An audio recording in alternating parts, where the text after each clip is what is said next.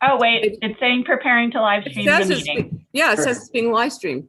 Yep, I closed the browser and reopened it. Oh, geez. It's like, fancy.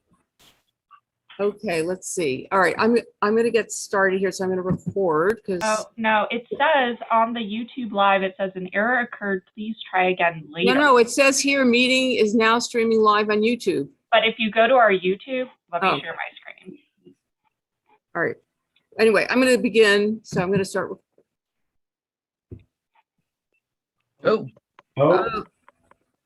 Okay, let's. All right. Hello. Yes. Good afternoon, everybody. We're very, very happy to have Jill Johnson-Young, LCSW, who's the CEO of Central Counseling Services in Riverside, Murrieta, and Corona. And she opened this with her business partner 10 years ago. She specializes in grief and loss, dementia and trauma, and is an international speaker in these areas. As she said, she's great fun to be around. Her career has included more than a decade with hospice as a medical social worker and as director of social workers, chaplains, and grief staff. Jill has authored several books for children and adults on grief and co-hosts a weekly grief chat on Facebook Live on Friday mornings. She also facilitates a monthly dementia support group, which is online on the third Saturday of each month. She has grief information for and her book's links on her website, which is JillJohnsonYoung, all one word.com. Jill speaks into grief from both professional training and from being widowed twice, with the added bonus of being married to a funeral director. So it's all yours, my dear.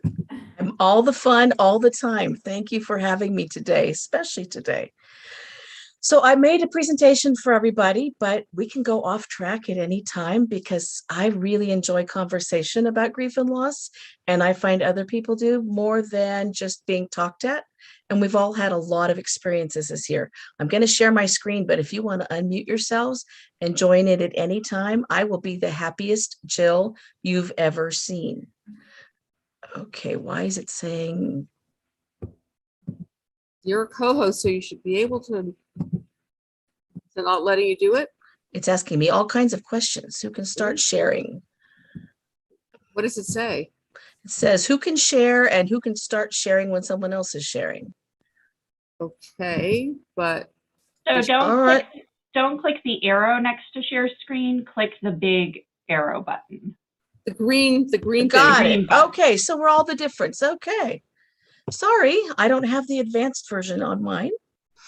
Let me get to slideshow and over to the right. Further, there it is. See, yeah. Slideshow. I'm trying to get to the front. There's the from beginning. It disappeared. There we go. So here we are.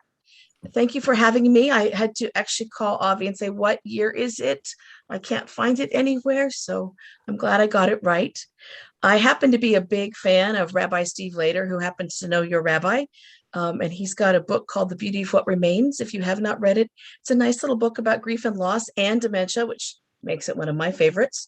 But he talks about on his website, he had some thoughts about what today brings with it and how it brings in both memories as well as coping with loss, as well as looking forward into the next year. And that's what I hope we're going to do today as a group. So for right now, let's take a moment. What kind of losses have all of you experienced this year? Or are you experiencing? It doesn't have to be death loss. What kind of things have changed dramatically or removed themselves from your world because of this year we are in? And you can put it in chat if you don't want to unmute, or you can unmute and toss out what you're.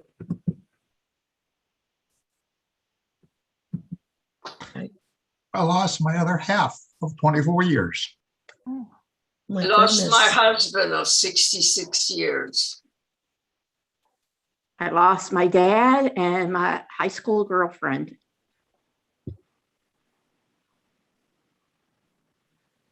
Lots of losses. Andrea Sherman says, I lost my mom in June. I remember that. I lost my husband 4 years ago, but it still stings. I'm sure it does. Amy says, I lost my father-in-law last week, 35 years that she's known him. Lots of years of connection that seem to disappear, but they're not. We're going to take them with us today. Others? Well, of course, I lost Terrell at 44 years. Yes, you did. Weeks ago, so. Are there others I in the also chat? lost. I also lost half a year with my husband while I was taking care of my dad. That's a significant loss. COVID has changed, and illness and disability change a lot of our lives. And today I lost an aunt who was 102 and the most incredible woman you can ever imagine. Inspiration to us all. And of course, I lost my husband also of 66 years. And I've lost a son. So a lot of losses, but I appreciate what I have. And I have a wonderful family that I'm grateful for. Sorry about your aunt. Yes. So And am I. on Yom Kippur. Oh, And Oh, I spoke to her a week ago. I'm We had sorry. conversations. Yes. An So we have- amazing woman. also in the chat, Diane Esprit lost her mother in June, and Gail Pro Harbor lost her father. And David Liepman lost his mother in June, and also she had dementia for many years, meaning he lost her twice. Lost her multiple times. Yeah. Yeah. Ruth, I'm especially sorry that it happened today. What was your aunt's name? Flora Feld, an incredible, incredible lady. Inspiration to us all on how to lead a good life. So she's at Tzaddik since she passed away during the high holidays. Yes. On Yom Kippur. Mm-hmm. Biggest day of all. So we've had a lot of losses. Let's look at how we can take them with us and make them part of who we are now. But I'd also like to include all the other losses. As I'm talking today, and I've got some slides about that. There are a lot of losses that are not deaths that affect us just as much. And I want to make sure those who've had those losses, such as losing 6 months with a husband, that's a very big deal, that those losses are acknowledged too as well, because they become part of who we are too. We have this thing called disenfranchised grief. Are you familiar with this term? No. It's all the losses that nobody pays attention to and nobody thinks are important. So pets go at the top because pet people, when they lose a pet, lose a family member. Non-pet people think, oh, Fido died, so sorry, time to go, right? That's a huge loss for lots of people, but so are the out of order deaths. The younger sibling dies, or mom dies before dad. That never goes over well. That's way out of order in all families, right? Sibling losses, somebody's sibling dies. It's not something that people recognize as a huge loss because you're adults and you're separated and you're doing other things. Friends, best friends dying is a very big deal. Best friends leaving, best friends separating because of politics. None of that's happened this year. Nah. Right? Or because COVID, right? We can't, they're not in our bubble, so we can't see them. We've had a lot of suicide losses this year, and it's continuing to increase. And the largest group for suicide next to teens is veterinarians, because they've been so busy taking care of so many people with their new pets. They have a huge suicide rate. Divorce is a loss. And when someone is divorced from someone and then that person dies, they typically get messages that are not very helpful. Things like, well, you already divorced, so why are you sad? Well, at one point you look down the aisle at each other. So clearly you counted at that point. That is a loss, and that's the loss of all those years together, and probably some conflict too.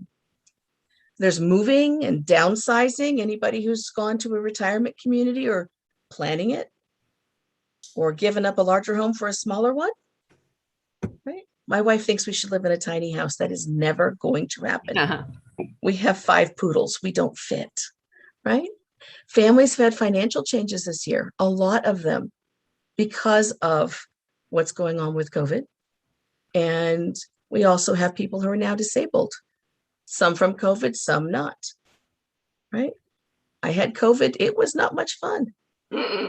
We have family members who are out of area and you can't get to them. How many of you missed time with people who were someplace else and you were supposed to be there and you couldn't be there?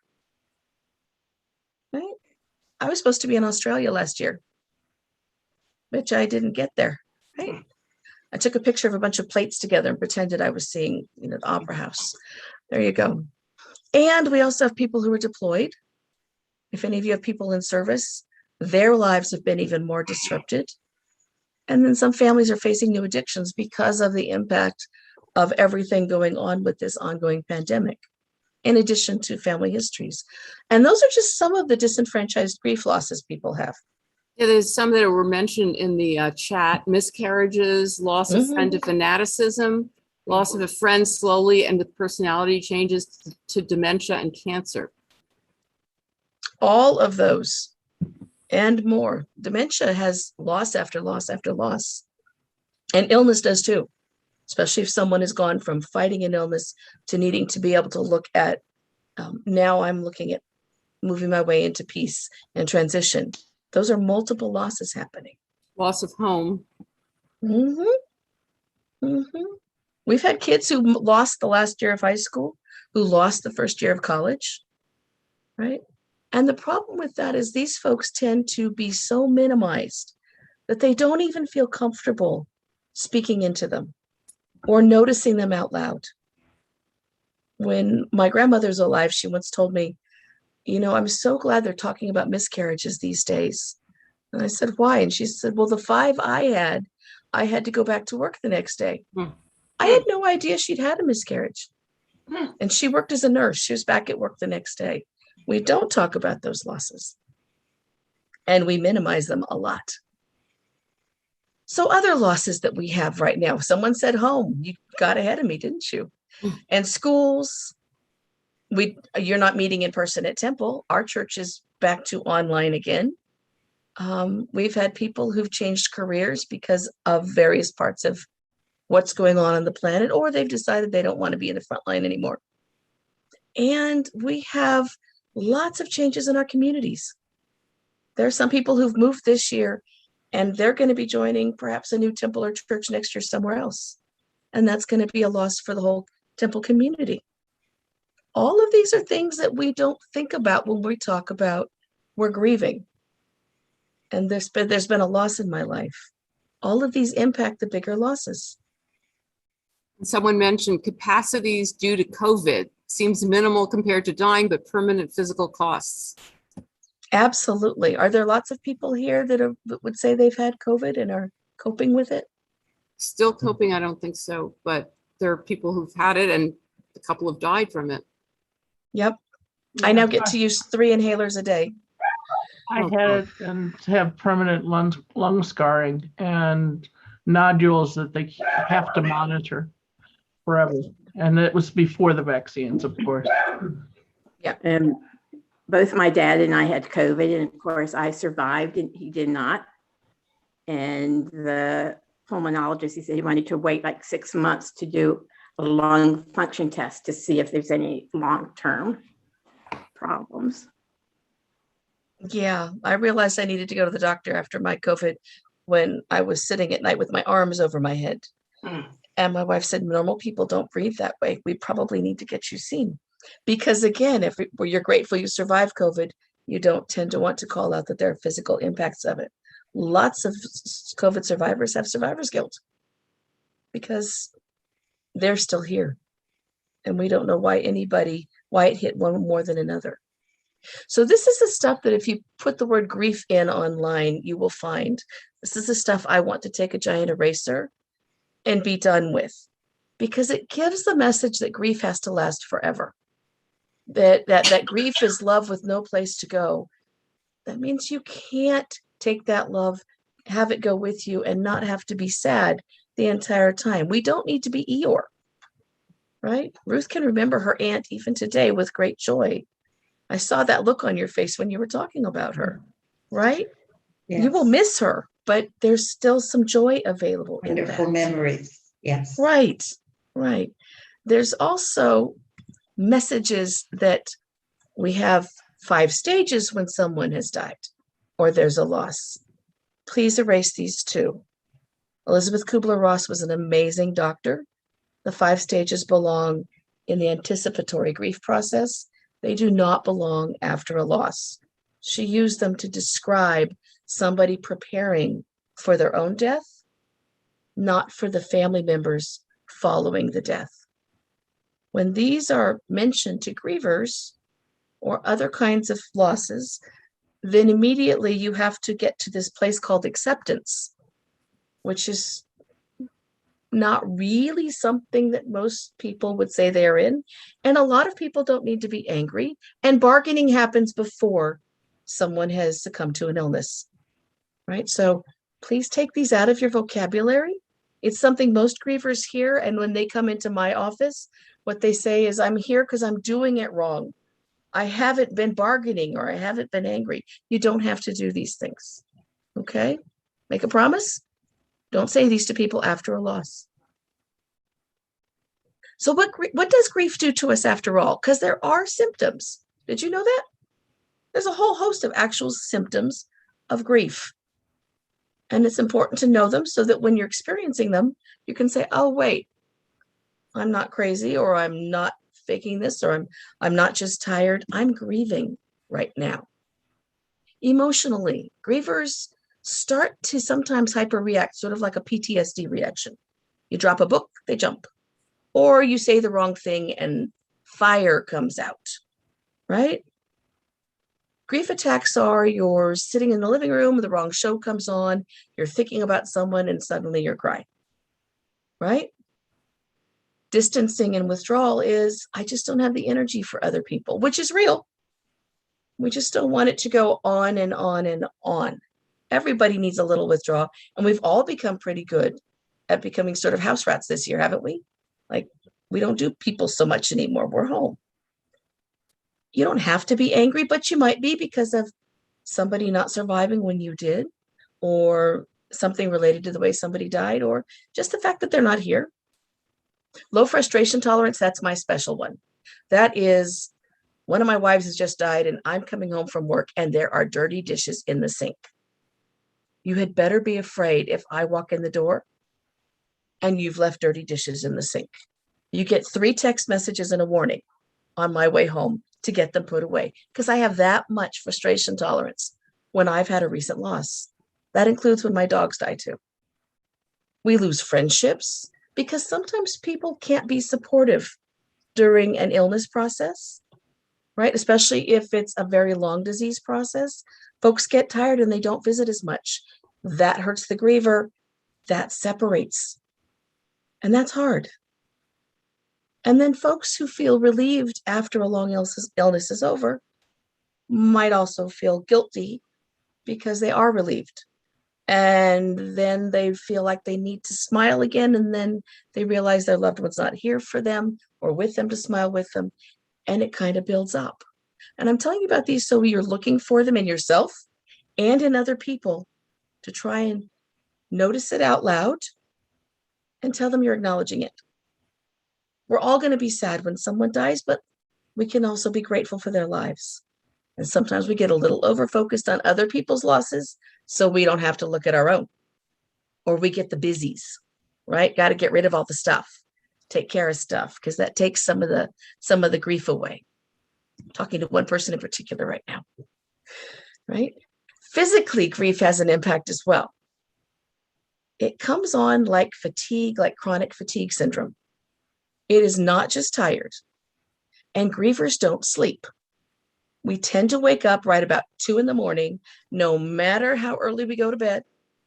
And then we're awake an hour to 3 hours. When the sun comes up, suddenly the tired comes on. And that's normal. National Geographic did a study about it. We know it's real. We know it comes from our ancestors long ago. It doesn't help when we're trying to cope in the real world. And it really doesn't help when somebody really helpfully says, but you should be getting 8 hours of sleep a night. You should go to bed earlier. You should have good sleep hygiene. Because then that low frustration tolerance comes out like that, because grievers don't sleep, right? There's an answering service for funeral directors that actually has therapists who work the night shift, because people who've lost someone realize all of a sudden that morticians don't go to bed. And so when they're in crisis at night because they're missing someone, they call the funeral home, it rolls to this answering service, and then there's someone to hear them. I really like that they do that. They pull them in during storms and things too. So people who are now living alone have someone to talk to. Grievers also really like carbohydrates. And I probably shouldn't talk about this too much since you guys are all fasting, but I'm betting there'll be potato pancakes this evening. And those are things that grievers like anyway, because all the white foods make our brains happier, right? I tell people I work with, you can have all the ice cream. You just have to put some broccoli on top or maybe some chicken on. You got to do something to add some extra protein pieces. You don't have to put kale on it. Nobody has to eat kale. Kale is a forbidden food at our house, right? And caregivers also have injuries sometimes. How many of you have been caregivers and now have bad backs, bad necks, sore shoulders, right? Is there anyone in the chat admitting such a thing? Those are the things that happen to caregivers. I would say my back has been killing me. It's real. We do hurt ourselves, and we don't go to the doctor if we're the caregiver. So anyone here who's a caregiver, I would hope that this next week, to take care of yourself, you would find someone to come and stay for 2 hours, and you go to the doctor and get those things checked. Get all the physical stuff done, get some labs done, because caregivers need to take care of themselves, and grievers need to go to the doctor and get their labs done and all the overdue stuff done, because they've stressed themselves for a long time. And because grief causes inflammatory process. That headache is real. Those sore hands, I can talk today, sore shoulders, that could be inflammatory process. Inflammatory process is what causes broken heart syndrome, which is where somebody who's been married for a very long time is with their partner, the partner dies, and then they're gone suddenly. That's inflammatory process causing either an MI or a stroke, but it's related to the inflammation that comes from a loss. That's why I tell my grievers to go to the doctor. I hope everyone's listening now. So Jill, I'm noticing in the chat too, Marsha Gilman, who is not necessarily a first line caregiver, but whose daughter is very sick. And so it's the worrying and the not being able to do something about it and, all of that, which is making her ill. Right. And the not sleeping, because even if you're not there, you're listening with one ear at all times. There's a thing called caregiver syndrome, which means you don't sleep for years because you've trained yourself not to sleep all the way through. Right? Marsha, my heart goes out to you. I've been thinking about Kara a lot. Right? So those who haven't been to the doctor, off to the doctor next week. Okay? The cognitive impacts of grief, which those who are doing anticipatory grief also do experience. Our brains don't function well.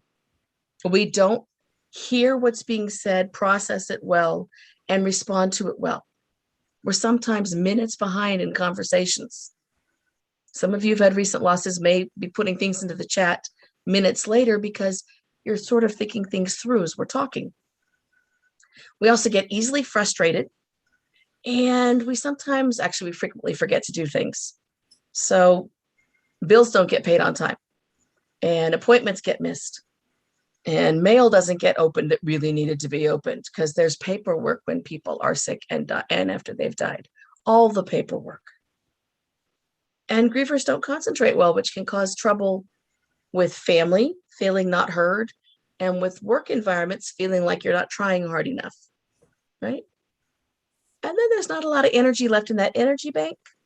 So when other people need you to help them with their grief, when you're the primary griever, I hope you give yourself permission to keep that energy bank for yourself and let other people help those who are a little further out in the circles. Questions about all of this? Isn't it fun when I show up? Well, you're giving people permission to feel all these things, which I think a lot of times people, are told, get over it. It's not that bad. you have another kid, whatever awful things people say to each other. All the things they say. So when you ask people, and I do all the time, what are some of the things they really need? If they're looking to friends, family, congregations for support, first of all, they don't want anyone assuming anything. So that thing about go have another kid, that's an assumption. Don't do it, right? Don't tell me how to do this process. Help me understand and make sense of what happened. That comes from that cotton batting brain. Most of all, listen. Just companion and listen. Give that griever space to just be with you. And if you're the griever, find that person who can sit and not have to talk. Because in that sense of I have to talk is when we say the things that are not helpful. Kids hear things like, aren't you glad they're in a better place? No, there's much better places right here, right? Or aren't you glad they're watching over you? No, not so much. We say these things to adults too. It's not helpful. And finally, help me forgive myself for whatever it is I'm holding in that I think I did, said, acted on badly. We're going to talk about how to get rid of that, because that's what holds us in this side of grief, the holding on to the sadness, right? We can all offer that to people. You don't have to be Jill with the letters. You don't have to be the rabbi with all the letters. You can just be you and do all these things for somebody who's grieving. So speaking of, what things have you heard people say to you after a death that makes you gnash your teeth?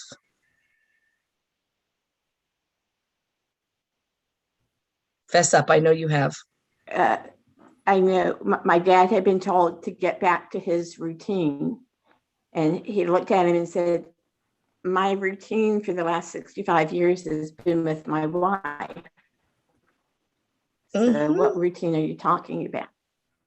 And on my end, it's like, oh, well, you can get over your grief, go back to work. He said, well, I'm retired and I'm the trustee and I'm dealing with all this stuff.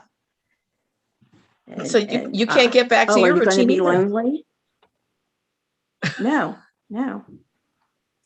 Somebody put it in the chat. I can't imagine how you feel, which is alongside I can imagine how you feel. I know exactly how you feel, right?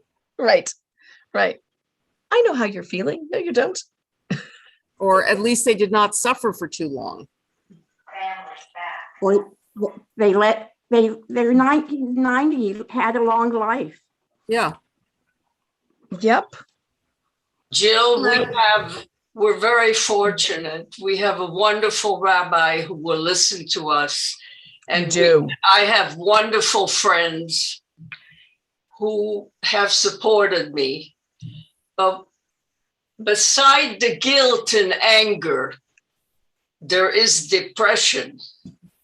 There's sadness. Yes, there is. Yes, there is. Because you've got somebody missing from your house or your life. Mm-hmm. Jill, at work, people told me I was the model widow. And could they please send their friends to me for me to talk to them and tell them how to be as good a widow as I am. Did you not break the widow rules? You were a good widow? You followed all the rules? Seemingly, at least that's what they thought at work. See, I was a bad widow. And I quit my job because I wasn't grieving enough. And so people kept telling me I needed to grieve more. I finally said I'm going to put black crepe all over my cubicle so people will stop talking to me. Maybe I'll scare them away. Then in the chat, people put in they're in a better place. She had a good life. I went through this and this is what happened. She's no longer in pain. Praise for being, quote, strong or resilient in the face of grief. And Christine says, Susan, how awful, which I agree with. Yes. Thank you, Susie, for your nice comments. Thank you. You're welcome. He wouldn't like to see you like this. Whoa. Yeah, you look so sad. Okay, then Felice said, euthanizing my 18-year-old dog Patches has brought forth so many memories of family and close friends, death, especially on Yom Kippur. Besides turning to my PCP, I'm grieving, turning to bibliotherapy. That can be helpful. Read the rabbi stuff. I'm sure Rabbi Singer has an entire list of things for you. I do too, as a matter of fact. So, yeah, there's lots of things people say, and they're said with good intent, but they shut grievers down, you know? And Susan, I can't imagine what you said to someone who said you're the model widow. I have a snarky side that would come out all over the place with that one. Yeah, I tried not to be snarky about it, but to let them know that there is no model widow. And, you know, I look to work as a distraction. And I didn't really want to hear any more about it because I was dealing with it at home. Yeah. Mm-hmm. Enough grief all day at home. I don't need to do it at work all day. So when you're thinking about these things, part of what you can do if you've had a recent loss is think about how you want to respond in such a way that it kind of shuts it down a little bit.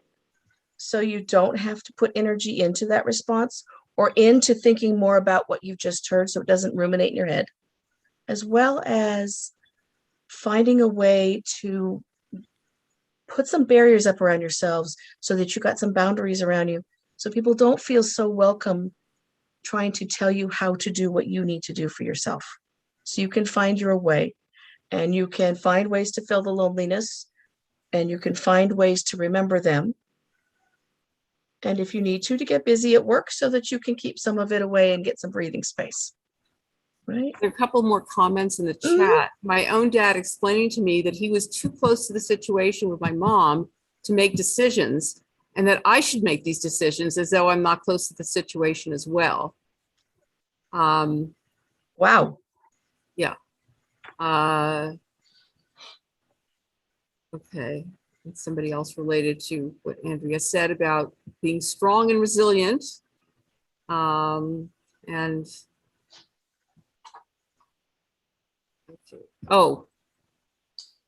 Andrea relates to what Andrea said. There are two Andreas that are on. My dad has acted similarly about the loss of my mother, and Bill Oppenheim said, because of COVID, I was all of a sudden alone. COVID has absolutely isolated a lot of people, and those who lose a spouse or a parent with whom they were living, you're having to do this by yourself for safety, which is really hard. Let me speak into that strong word for just a minute and that resilient word. If we're trying so hard to be strong after a loss, it means we can't let the emotional content out, right? Superman was strong. Clark Kent got to cry. Strong means I'm toughening up and I'm going to get all the stuff done. We all need space to have the emotions, no matter what they are.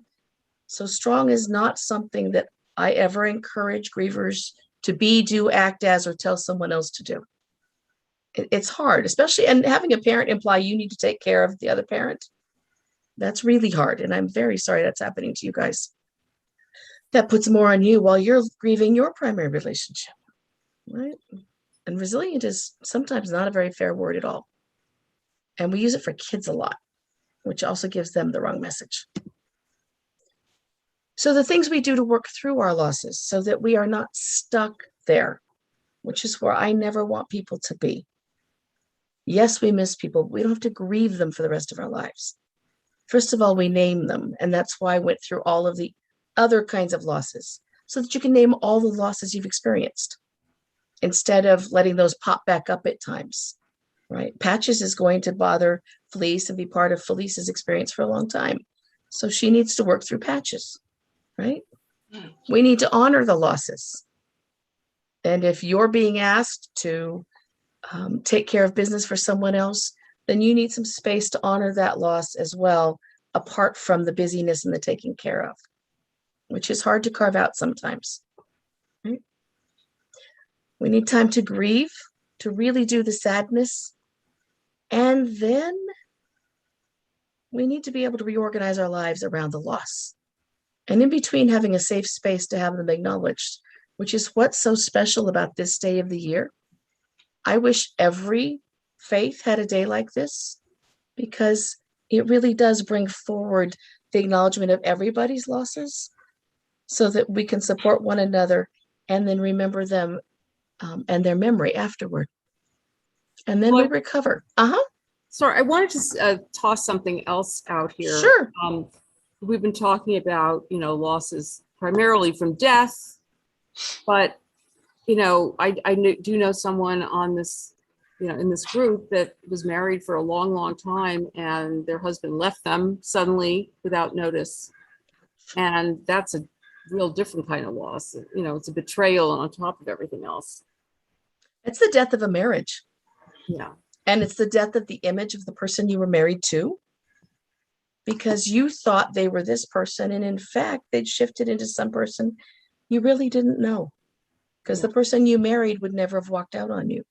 And that is a huge loss, and it needs to be named and grieved. And then we reorganize around the loss. And then Jason mentioned a friend who just committed suicide, and during the lockdowns, there's no opportunity for gathering with mourners or gaining any closure. I mean, this has happened with some people in our congregation where somebody died and the children, for whatever reason, don't want to have any kind of service. And so that kind of leaves the people who are friends and the community without any closure. And that means the friends could actually choose to do something on the side and not include the kids if they want to, so they can have some way to remember that person and that life. Right, but they don't want to be folks. We're having a session. They can hear everything. Thank you. Yeah, sorry, we're setting up for the next. So.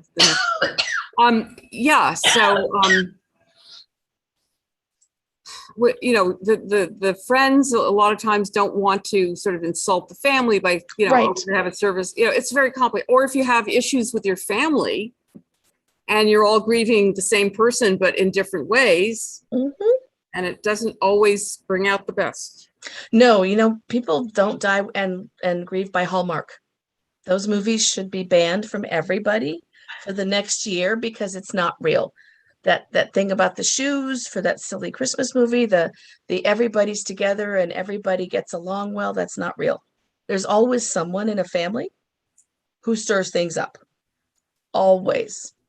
And you never quite know who it's going to be, except it's not going to be the social worker, because we're going to be busy fixing everything. So you need one of us or a rabbi in your midst to do all that stuff, right? But yes, those kinds of losses are really huge. And if someone's not acknowledging the loss in some way, without being disrespectful, you could. I do have grievers who frequently do a side gathering, or they've gone to the family funeral and it's not what they needed. And so they pull in the people that matter to them and have a second something or other. They may not call it a service. They may just have a gathering. One recently, it was the taco truck and margaritas in a backyard with safe distancing, but they got to toast the person that they were all missing together. So it's possible to do those things. And somebody also mentioned deeply unresolved relationships. So actually, I found that it's harder for people to grieve an unresolved relationship than a resolved one, because then your hope of something being reconciled is gone. That whole rest of our life thing to fix things, that happens a lot with parents disappear, or when parents are divorced and one's a primary parent, or a best friend walks away. All those things cause extra work. And there's an assumption by the rest of us that, oh, well, if it was conflicted, then you should be relieved. No, I didn't have time to put it back together. I didn't have time to say the things. And that's where we're going next. So grief, in the way I see the grief world, is the time we take to finish everything that's not finished. Suzanne, those unfinished relationships, that's the grief time. And to find a place for that person in our life, however we want to remember them, because it's our memory, right? Reorganization and recovery is, I finished that work and I've restarted this life that I did not ask for. Don't ever tell someone to move on. That's not a nice phrase. Grievers don't like it. But you can still have moments of sadness and missing, and finding gratitude for the life that they had and the life you had with them and the things they left in you. That's the beauty of having time to say goodbye for those who are anticipating loss. This is the time to start saying all the things that you will carry with you from them and how you're going to remember them for the rest of your life. Right? Those are important things to say if you have the time. And you will continue to be sad, but that's okay because you'll have triggers. But you don't have to be sad all the time. And you can follow it up with that gratitude piece. Does that make sense? Jill, somebody asked in the chat, Ezra Greenhouse, what's our response to people who say God won't give you any challenge you can't handle? I say God doesn't get to have me on a chess piece and decide what gets to go on my shoulders. He's far too busy for that. Right. And Right? I would say that's not the God I believe in. No God that I want to be part of is going to start piling stuff on me, right? Or telling me this happened for a plan. Yeah, that's not okay either. There's a woman who actually has a card line out that she started when her mom was dying of cancer, and she's finished with other ones. Her name is Emily McDowell, and they are so perfect. And they say things like, if this is God's plan, God needs to be a better planner. I mean, hamsters and cats are great, but this part's not okay, right? We need to be able to have some humor as this as well. But yeah, have some responses to people. Jill, can I add that, while you're grieving yourself, you have other people you're responsible for, like my kids, just as much, but differently than I am. And how Right. you have to put your grief in a box and take care of them. To some degree, and you also can find people around you to give them a safe space to talk to. I was widowed twice with teens in the house. All girls, 1 year apart. Let me not recommend that to anybody, right? I didn't birth them. It's not my fault. They were a year apart. But there they were. And so you do have to make space for them and time for them. But you can also, especially if it's anticipated death, figure out which adults they're close to and provide them with a support team. And even if they don't know who the support team is, you do. So that you can look to them and say, okay, go, so-and-so needs you, right? I had a designated take them to hot topic person, and they would come home with blue and purple and red hair. And at the time, it didn't matter. I just needed them to have some space, right? But good point, Susan. Thank you. So this is from Elizabeth Edwards. Many of you probably remember her. And she lost a son, as well as eventually dying herself from breast cancer. And what she did was find a way, both in the loss of her son and the grief of her son, and then as she was anticipating her own death, found space to find meaning where she could and to cry when she needed to. And I think that's one of the best messages for all of us when we're looking at loss. We can still be grateful. We can find the joy. We can also acknowledge the loss. Because the folks who don't reorganize after a loss, who stay in grief, who eventually organize their world around, this is my loss.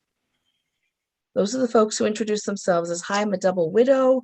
I work with grief and loss. I've gone to 17 groups. By the way, my name is Jill. Those people don't do as well. They get sick.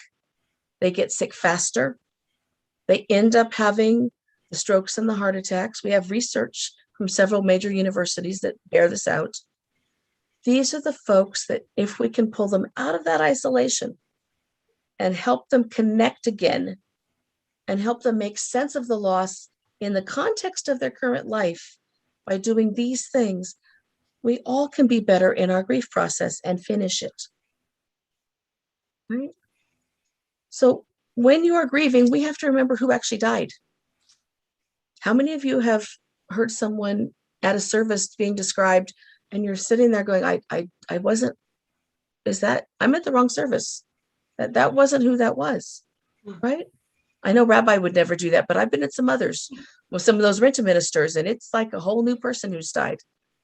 We give messages to people to remember only the very best about people and to not remember them as the whole person that they were, right?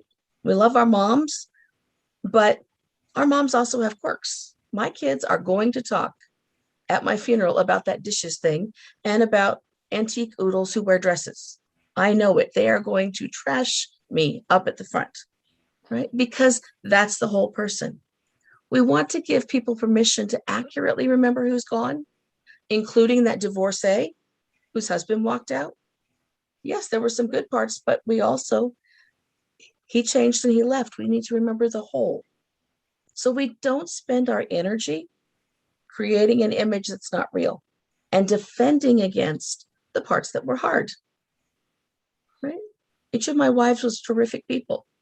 Neither one of them was perfect. I sat in the funeral for my first wife and saw my 13-year-old walk up to the top and say, Mom, I have to tell you something. You know, all those times the school called and said I wasn't in class and you yelled at them and said I was because you dropped me off? I wasn't in class. Mama Linda came and picked me up on the Spider and we went to the Castle Park and we played video games and miniature golf. 450 people heard that conversation, right? Because that's who she was. That's how she said goodbye. But her memory is not perfect. Her memory is she was not allowed to go to Costco or to PetSmart or especially the Pound by herself because somebody would come home and we'd spend $1,000 extra, right? She had to have a leash sometimes. Those are the people who've actually died. And we want to give people permission to remember them for who they were. We also need to finish those things that weren't finished. And this goes for non-death losses. For someone who's just had a divorce, and I have a dear friend who's a therapist who's going through this right now too. These are the things that you can't work out with the person who's either died or left, but you can work out for yourself. What things needed to be apologized for? Both sides, because we're not perfect either. Right? What wasn't said? Was yours the parent who never said, I'm proud of you?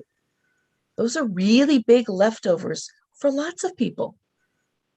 Was yours the sister who tormented you as a small child and you never really healed it, right? Those are the things that need to be finished. What should you have said thank you for? And what should they have thanked you for? Right? Were you the caregiver and it was just expected? And the person who has now died never really acknowledged how hard this was? And are you holding on to regrets for anything in the relationship, for the way they died, for decisions that you made? Any of that can hold us in grief because we're still working that out in our heads. When in fact, what we should know is if we loved them, we did the very best we could with the information that we had at the time, with the very best of intentions. And that's the best any of us could ask of anyone else. And especially for COVID losses and losses during COVID, that's an important thing to remember because we didn't know about this disease and we didn't know how to handle it. And we still sometimes don't. And we have to make decisions we probably regret, but we made for the best as far as we knew, right? So when we finish those things, then we can move into our new life and take that accurate memory with us. Does that make sense? And are there chat things? Just to compliment on Linda from Felice. Linda was a special person. But yes, she drove a Spider motorcycle and she put the oxygen tank in the front because those are the ones with the two wheels in the front. So oxygen tank up through the nose, kid on the back. Oh yeah, I want them driving to Castle Park together. Yes, I do. Right? Because what we want to remember is after we've done all that work, we're still going to talk to them. They're still going to be around us. There is not a person on the planet who's not lost someone, something, missed something that doesn't reflect back on it. When I moved to Florida and was gone for 10 years, I missed Riverside. I will admit that. Right? Riverside was home. I could see certain parts of Riverside.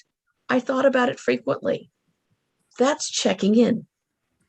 After my dad died, I still talk to him. After my wives died, I would occasionally go to the cemetery and yell at them just because they left me with 3 teenage girls 1 year apart. Right? Because that's never fair and really bad planning. But if we can tell people who have had a loss, I'll bet it feels good to still talk to them sometimes and give them permission to do that and acknowledge that's a normal thing to do. Then we can also say things like, I think about your loved one frequently doing X, Y, or Z, right? I remember those moments. And then you can bring in the humor and the happy, and allow that griever some time to smile. And you say the person's name, because when people die, we don't say people's names anymore, right? You go to Thanksgiving and all of a sudden there's somebody not there. And we don't acknowledge that they're missing because everyone's afraid they're going to hurt everyone else's feelings. Say their name, it matters. Make the tablecloth where this year everybody puts their handprint on it and writes their name and the date. And everyone who's missing goes in the center in a cloud. And then every year you add another set of handprints, which also means when new children come in or new spouses come in, their handprints go in. Becomes the life history of the family, but acknowledging who's not there. And it makes us remember the fun as well as the fact that they're not here. You didn't think I was here to get you ready for Thanksgiving, did you? Holidays are still coming in other ways. Asking for support, that's one of the hardest things for grievers. And I want to encourage all of you, especially those of you who are in the middle of it right now, or who are being asked to take care of things after the fact, so that you can get some support from outside. Outside support is what makes grief possible. We need that community, whether it's two people because we're in pods or multiple pods linking together. I like this thing that Gene Kelly did when with Fred Astaire. And that's why I put it in here. I think it's one of the most powerful descriptions of how you companion someone in loss. Gene locked himself up. Fred Astaire went to the door, made him open the door, and then just sat there quietly. That's the holding space and the companioning. And neither one of them has an LCSW behind their name, right? Neither one of them is a rabbi. They're just companioning. Part of what we have all been missing right now is community and fellowship. And it's made losses harder because we are so small and we don't know what's coming. But those who feel supported, they do better. And they're allowed to talk about their loved one and remember them as they really were. And then they get to bring that into that greater connection, which is so much better than isolating. And if you acknowledge that they have a loss, and you can include that in whatever you're doing with them, it connects more. And while we're grieving, we need to take care of ourselves. So one of the ways we do it at our house is we rescue senior poodles. I will admit it's kind of a thing. And that's Doug. He's next door this afternoon because he has a collapsing trachea. The Merino Valley Animal Shelter has us on a red button now. And every time an old poodle comes in that nobody wants, they call us. The most recent one was thrown from a moving vehicle. She's now adorable and very demanding and tells me she's done with her lunch, which I have to cook for her because she has no teeth, by turning it upside down and stomping on it, right? We all have ways that we can cope. These are some of the best ways to take care of yourself and reset your brain, which is helpful at any time, but it's especially helpful right now. And if you've just had a loss. Stretching, it tells our muscles we're still alive. Right? Out, top, down, back, legs, stretch them. It makes your body realize I'm still here. There you go. You know, Channel 5 has a stretch in the middle of the morning news. It's a great idea. You can have fun with it. You can talk to people. I want you to laugh. If you are not laughing enough, find some stupid show to watch. I've discovered now that my 90-year-old father-in-law has some disabilities and we're at his house every night. MASH is on continuously on one channel. Did you know that? Barney Fife and Mayberry are on. They're kind of horrifying, but they're on, right? You can hydrate. Don't tell anyone this is hydration for me. Yeah, that whole water thing, not so much. If I drink water, it's got flavor in it that has caffeine in it, right? Because I'm still a social worker. You can keep a book of memories. And Marcia, while you are taking care of Kara or part of Kara and her illness right now, you can write memories about who's coming to visit and what things are being said, because you will forget some of it. And it's important to have after. I wrote a blog the whole time my wives were dying. It's continued to help people, but it allows me to go back and look at what happened because I can't remember, partly because I'm old now too. Pandemic puppies are a thing. Did you know that almost 4/5 of the country now has a pet? Yep, we've all become dog and cat people, not snake people, not at our house. You can do outdoor time, forest washing, walking, hiking, How many of you have gone up Mount Rubidoux recently? We have the best resource in the planet for being outside. We have Mount Rubidoux. And everybody on Mount Rubidoux is smiling. And half of them have dogs. And if you're lucky, Dan Bernstein is there with his big giant dogs, right? You can't miss them when those two are up there. Everybody goes there. You can stay 6 feet apart, but you can stretch. You can get vitamin D and you get some exercise. It's good for you. Otherwise, you can exercise other ways. You can eat the right foods, just not kale. That's not a right food. Ever. You can do some retreats. You can journal. You can take some time off, even if it's time off from doing chores. I've been known to go on strike. You can do the rituals of loss. You can garden. Everybody's gardening now. I had more zucchinis than I knew what to do with last year. Now I can make zucchini bread, except now I can't because now I'm gluten-free, but I did know how to make zucchini bread. And in the spirit of the day, we can reconnect and strengthen those connections. And then we can keep continuing those connections, right? At our church, if you're not present for services, our minister knows it now because our names come up on the screen. You can't hide anymore, right? And please mention the UCR Botanic Gardens. Absolutely. Watch for snakes. They do have rattlesnakes this time of year, but it's beautiful there, right? I know somebody who actually went there today to do their morning prayers there today for today. Jill, this is Just a few more Marcia. minutes. Yeah. Jill, this is Marcia. And if you feel inclined, I'd love to hear from you. Excellent. Will you get me email address or find me on Facebook? I'm there and we'll connect. We can do that. Sure. Absolutely. Kara was my youngest daughter's favorite teacher, by the way. Yeah. Yeah, she made math make sense. And that's a blessing with my Chloe, let me just tell you. So I wanted to leave you with this thought from a social worker. We'll forgive him that he went to USC. I know for certain that we never lose those we love even to death. They continue to participate in every act, thought, and decision we make. Their love leaves an indelible imprint in our memories. And we find comfort in knowing our lives have been enriched by having shared their love, which I think is a fabulous thing to hold on to. That's how to reach me. It's not an advertisement, but that just shows you how to get me. All the emails, all the pages, all the stuff. I'm kind of an all over the place person. Let me get rid of the screen share. Jill. Yes. Thank you so much. Why don't you stop sharing so we can actually see? I'm trying you again. to. Oh, you're trying to? I'm trying to get rid of the screen share. I'm gonna stop it. There it is. Supposedly. There it goes. Oh, okay. Anyway, thank you so much. This is very, very comprehensive and I think very helpful. You're getting some very nice comments in the chat. Yes, it really helped, I think, frame a lot of this for people and give people permission, and we really appreciate it. Thank you so much for coming and sharing your wisdom with us. Did you have a lecture at UCR? I did, and I'll be doing another one this spring. Life Society, I remember you. Yes, yeah. I'm sort of all over